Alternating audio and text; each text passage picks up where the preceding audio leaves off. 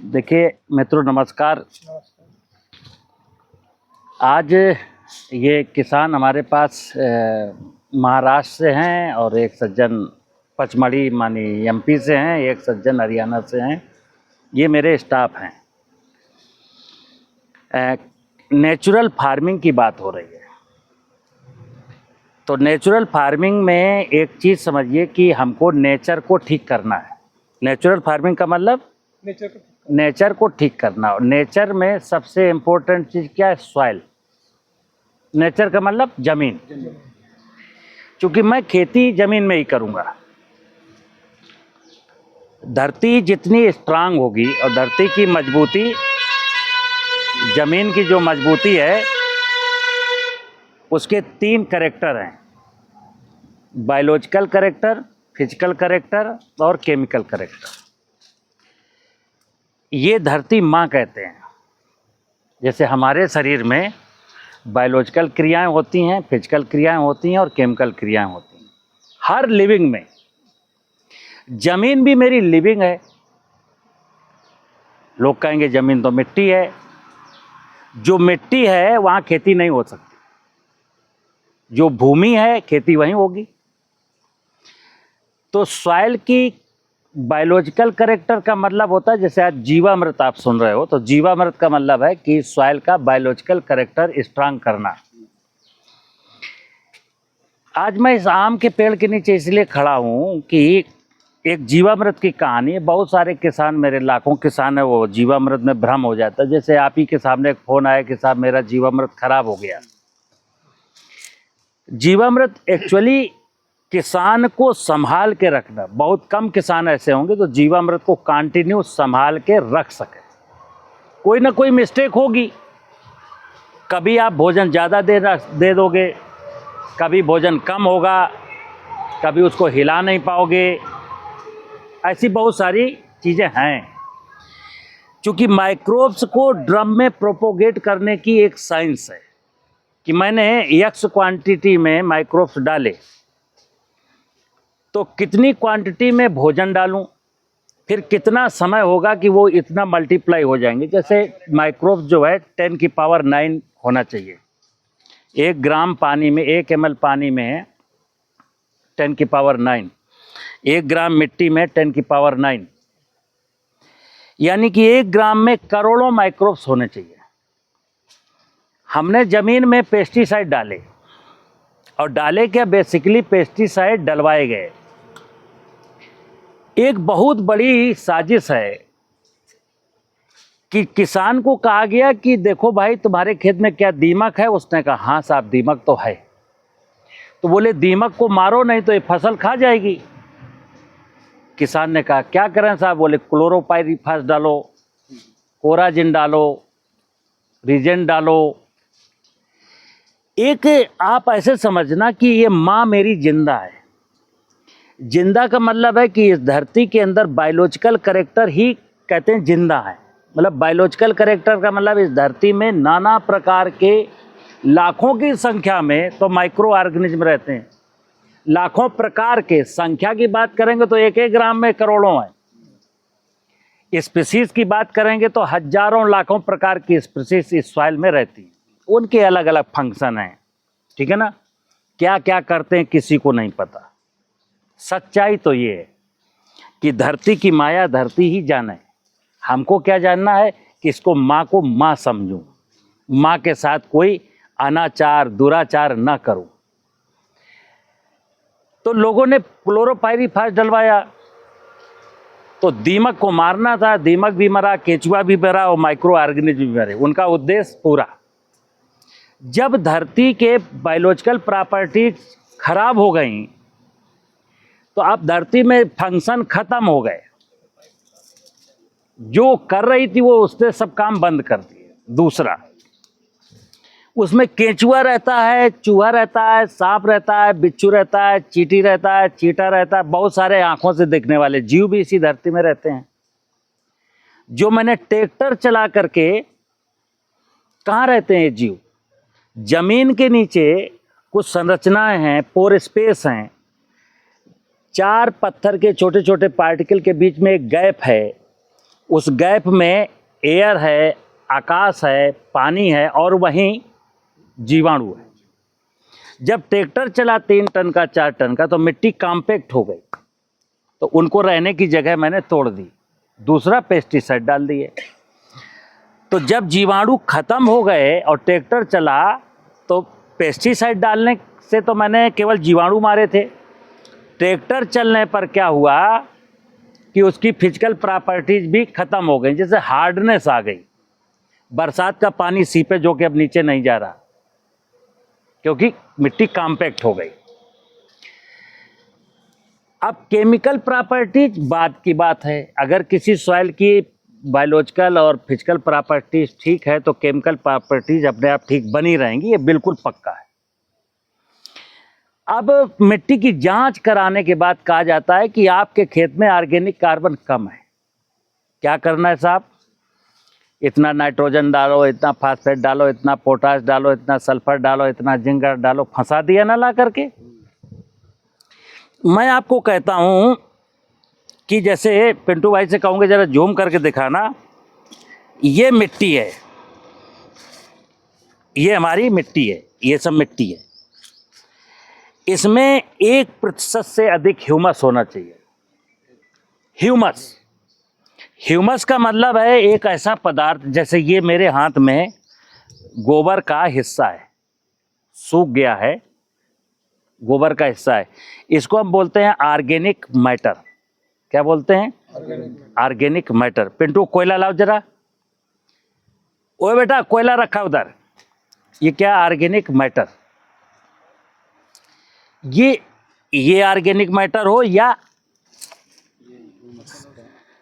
ये organic matter हो या फसलों का भूसा हो, ये सब कहलाता है ऑर्गेनिक मैटर। अब बेसिकली ऑर्गेनिक मैटर ही लास्ट में, जब ये ऑर्गेनिक मैटर हमारा, ये क्या मेरे हाथ में, ये कोयला है, ये ऑर्गेनिक मैटर है। नेचर में एक नियम है, जैसे कोयला हमने भट्ठी में जलाया, एक ऑर्गेनिक मैटर को जब भट्ठी में ले गए, ऑक्सीजन की अनुपस्थिति में किसी पदार्थ को जलाए तो क्या रूप धारण किया? कोयला, चारकोल। ठीक है ना? ये मेरे हाथ में ऑर्गेनिक मैटर है। एक्चुअली ऑर्गेनिक मैटर से कार्बन बनता है। कैसे? जब इसमें नमी रहेगी तो इसमें प्राइमरी डिकम्पोजिशन होगा। प्राइमरी डिकम्पोजिशन में केवल हवा चाहिए और नमी चाहिए और टाइम चाहिए। कुछ दिन के बाद देखते होंगे गोबर का ढेर कहीं डंप कर दो तो कुछ दिन के बाद देखते हो कि कोई पदार्थ ब्लैक कलर का हो गया। जब ये ब्राउन कलर का पदार्थ ब्लैक कलर को प्राप्त हो गया तो समझ लीजिए कार्बन बनने की स्थिति में आ गया। ये जो ऑर्गेनिक मैटर मेरे हाथ में अगर ये ड्राई है, शुष्क है, तो इसमें कोई माइक्रोबियल एक्टिविटी नहीं हो सकती। ये किसी भी माइक्रोब्स का भोजन तब तक नहीं है जब तक इसमें नमी ना आ जाए और एक कार्बन बनने के प्रोसेस में ना चला जाए। जैसे ये कार्बन है, ये कार्बन बन चुका, अब ये डायरेक्ट अगर इसमें नमी दूंगा तो ये माइक्रोब्स का भोजन है। तो जब मिट्टी की जांच कराए तो बोले कि इसमें जीवांश कार्बन 0.3% है। क्या है? जीवांश और कार्बन। तो कार्बन तो मेरे हाथ में ये है। अब जीवांश कार्बन क्या है? मेरे हाथ में ये कार्बन है, ये कार्बन बनने की फॉर्म में है, प्रक्रिया में है। अब मिट्टी की जांच में लिखा जाता है जीवांश कार्बन। जीवांश कार्बन का मतलब है कि ये जो बैक्टीरिया है, जो जीवामृत, इस कंटेनर में लिविंग बैक्टीरिया है। ये लिविंग बैक्टीरिया जब यहाँ आएंगे तो इस पर अपना क्रिया करेंगे, इसको डिकम्पोज करेंगे और अपनी लाइफ, अपनी पॉपुलेशन बढ़ाएंगे। और इनकी लाइफ होती है 10 घंटा, 12 घंटा, 20 घंटा, ये मरेंगे। जीवांश, मरे हुए जीवों के अंश को कहते हैं जीवांश। अब जीवांश ज्यादा कहाँ होगा? जहां कार्बन ज्यादा होगा। सपोज एक किसान ने कहा कि जैसे आज देश में वो गौमूत्र और गोबर वाला जीवामृत लोग बहुत सारे लोग बना रहे हैं, और वो सब बना बना के फेल हो गए और लौट आए वापस, क्योंकि वहां उनको सिखाया गया कि ये जीवामृत डालो। तो जीवामृत में जीवाणु है, लिविंग जीवाणु आपने खेत में डाले, वहां ये कार्बनिक कंटेंट कम है, तो जीवाणु कम बढ़े तो कम मरे, जब संख्या ही कम है तो मरेंगे कम। जैसे एक समय जब देश की आबादी 30 करोड़ थी, तो आदमी के मरने की एक लिमिट है, तो कम लोग मरते थे पर डे। आज 140 करोड़ आबादी है, तो वो उस हिसाब से मरेंगे, ठीक है ना। तो जीवांश कार्बन का मतलब हुआ कि जमीन में ये कार्बन और मरे हुए जीवों का अंश, तो इस कार्बन को कोई, ये कार्बन फसलों के किसी काम का नहीं है, और ये तो बिल्कुल ही नहीं है। ना कार्बनिक पदार्थ से फसलों का कोई लेना देना है, और ना इस कार्बन से फसलों का कोई लेना देना है। इस कार्बनिक पदार्थ का और कार्बन का लेना देना है जीवाणुओं से।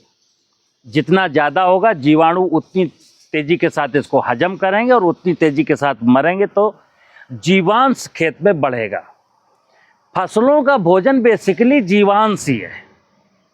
अब जैसे मेरे हाथ में, अब इसको कार्बन को क्या कहते हैं, किताब में पढ़ेंगे तो CN रेशियो,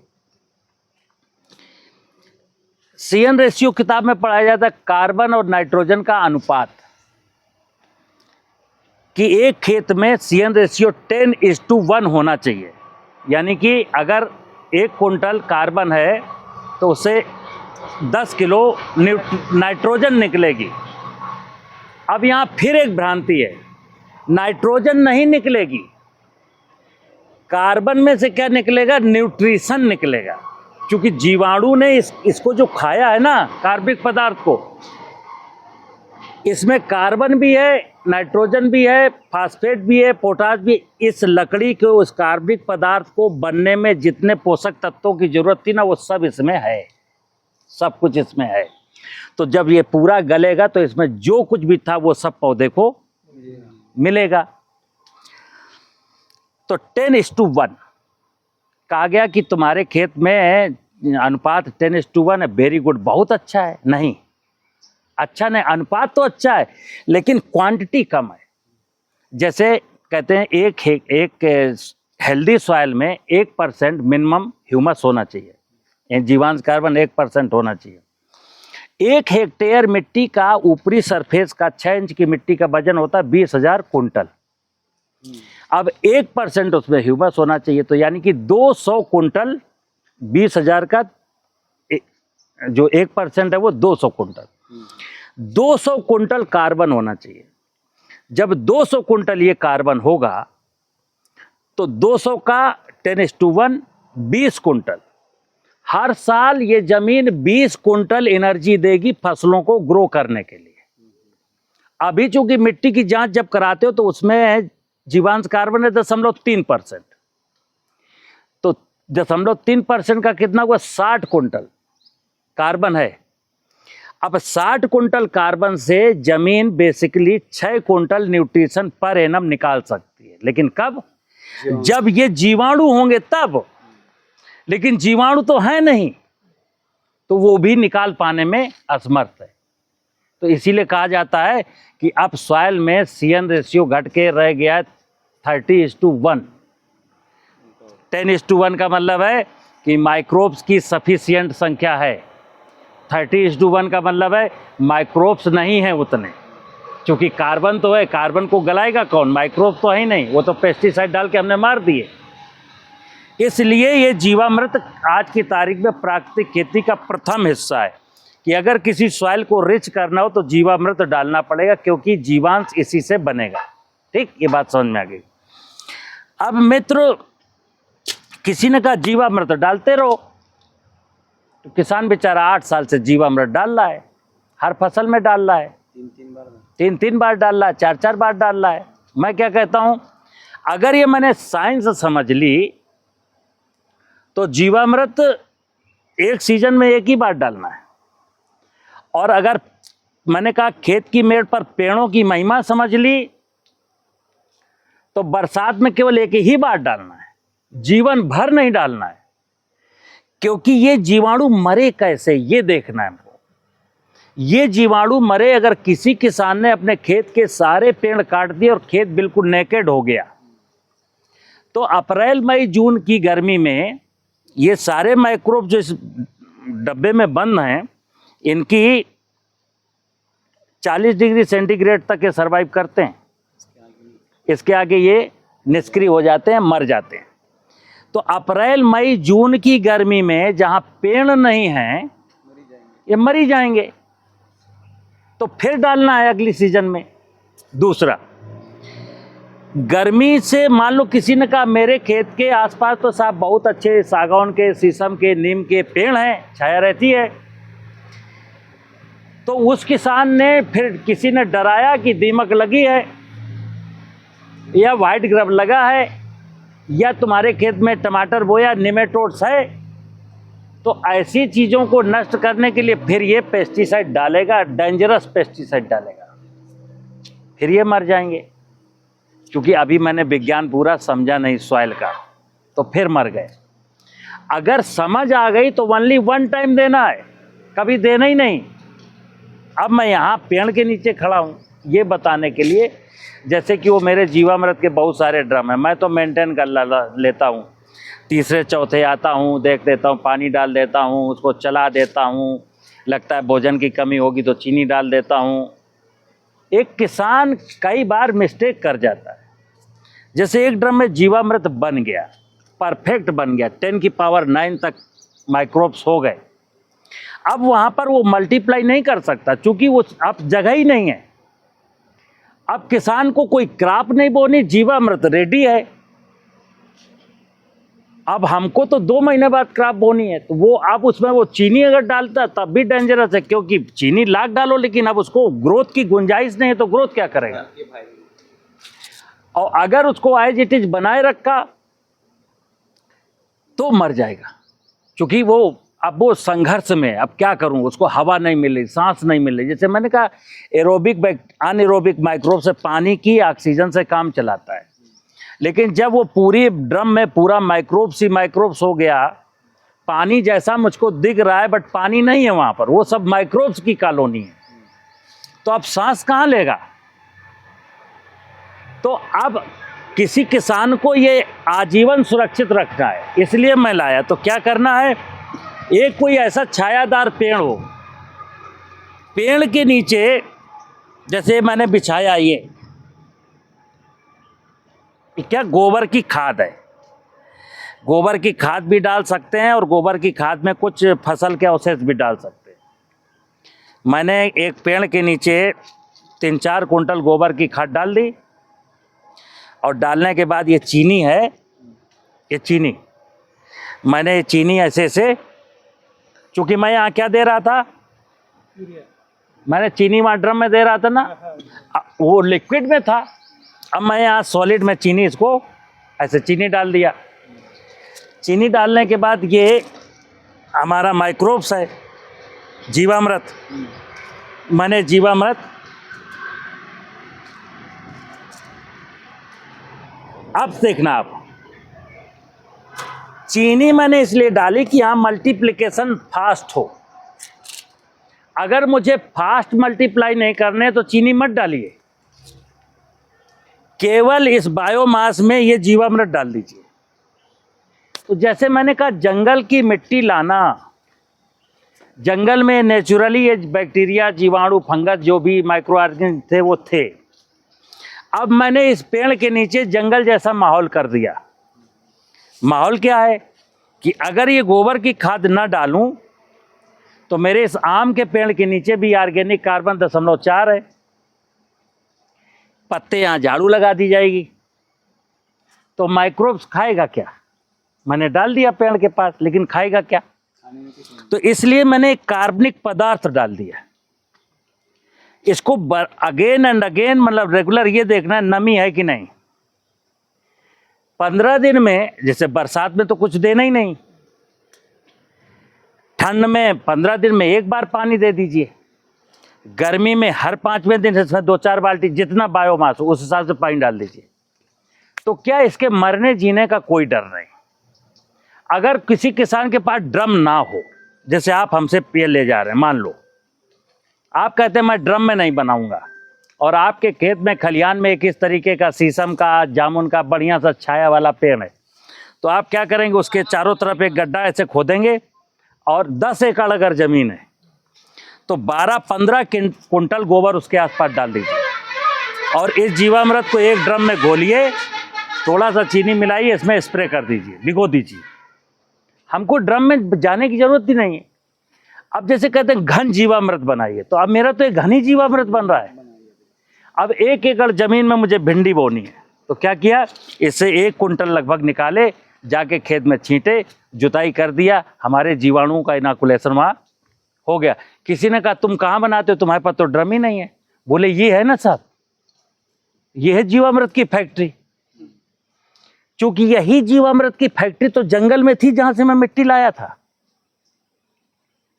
ये तो ड्रम में मैंने इसलिए बनाया कि चलो हम बना सकते हैं, और जिस किसान को समझ आ गई पूरी, वो ड्रम में भी बना सकता है। लेकिन जिसको कहीं कंफ्यूजन हो तो वो ऐसे बना ले, ठीक है कि नहीं। तो जीवामृत बनाने को, उसको प्रिजर्व रखने का एक अच्छा तरीका है। और प्राकृतिक खेती में मिट्टी को स्ट्रांग बनाना, जैसे यहाँ मैंने कार्बन दिया है, जमीन में मैंने जीवामृत दिया, कार्बन नहीं दिया, क्या करेगा जीवामृत, ठीक है ना। तो ये कहानी है कि सॉलिड रूप में मैं जीवामृत बनाऊं और प्राकृतिक खेती कैसे करो। पिंटू बंद करो।